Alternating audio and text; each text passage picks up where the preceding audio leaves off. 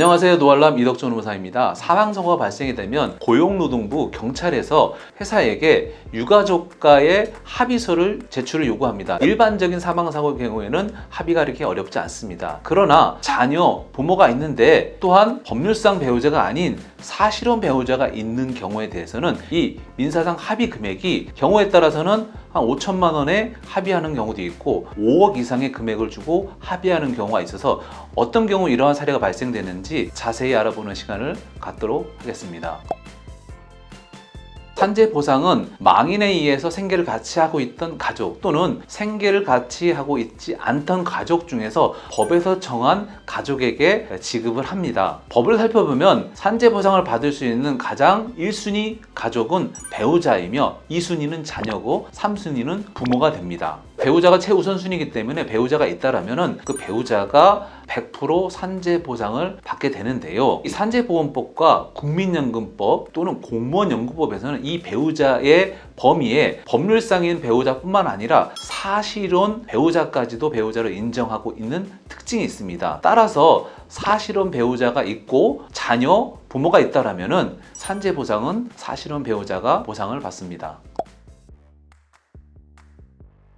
민법에서는 법률상의 배우자가 있는 경우 다른 상속인들과 공동으로 상속을 받고요. 다른 상속인이 없으면은 배우자가 단독으로 상속을 받습니다. 그러나 사실혼 배우자에 대해서는 상속 재산을 인정하고 있지 않는 것이 법의 원칙입니다. 따라서 법상 상속권자가 있는 경우 회사를 상대로 하는 민사상 손해배상에서 사실혼 배우자는 이 손해배상을 청구할 수 없습니다. 그러나 망인의 상속권자가 없는 경우 사실혼 배우자가 특별 연고자의 자격을 취득할 수 있으며 이런 경우에는 상속재산에 대해서 일부 인정받을 수 있습니다.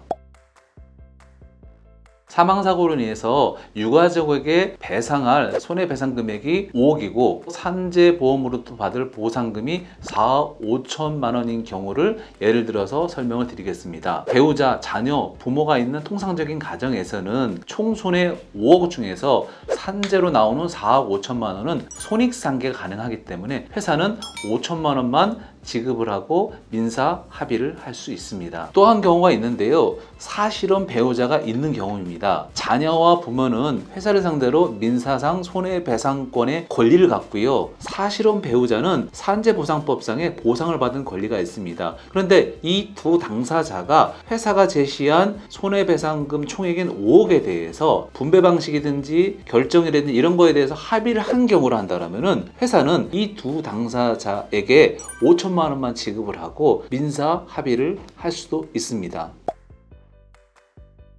사망사고로 인해 회사가 제한한 손해배상금에 대해서 사실혼 배우자와 그 상속권자인 자녀 부모가 서로 합의를 하지 못하는 경우에 회사는 민사상 손해배상 금액으로 5억 정도의 배상을 할 가능성이 있습니다. 그 이유를 살펴보면 사실혼 배우자는 근로복지공단에다가 회사나 상속권자의 동의 없이 직접 보험금을 신청해서 수령할 수가 있고요. 상속권자인 자녀 부모는 회사를 상대로 민사상 손해배상을 단독으로 청구할 수 있습니다. 이렇게 제기한 단독 손해배상에서 회사는 사실은 배우자가 받은 산재보상금을 손익상계, 즉 공제해달라는 주장을 할 수 없으며 법원에서는 이 손익상계에 대한 인정을 하지 않고 있기 때문에 회사는 별도로 손해배상금으로 5억을 배상해야 합니다.